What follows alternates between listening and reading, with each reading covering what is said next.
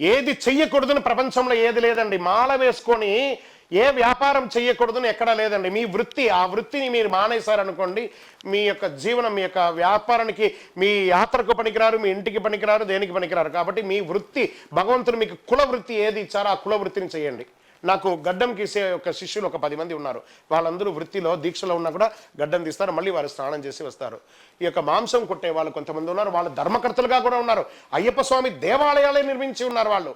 అలాంటి వాళ్ళు ఉన్నారు. వాళ్ళు వృత్తి అది ఆపేశారంటే వాళ్ళ యొక్క జీవనం, భార్య పిల్లలను పోషించడం ఉండదు. అలా ఉంటారు. డాక్టర్స్ అన్ని రకాలుగా వెళ్తారు, అన్ని రకాల ఆపరేషన్లు చేస్తారు, ఇంకోటి చేస్తారు. వాళ్ళ వృత్తికి భంగం కలగకుండా అన్ని చేయాలి.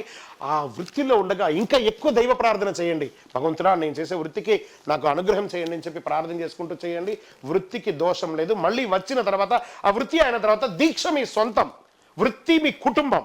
బాగా గుర్తుపెట్టుకోండి. మీ కుటుంబం బాగుండాలంటే వృత్తి చేయండి, మీరు బాగుండాలంటే శ్రద్ధగా ఉండండి. శరణమయ్యప్ప.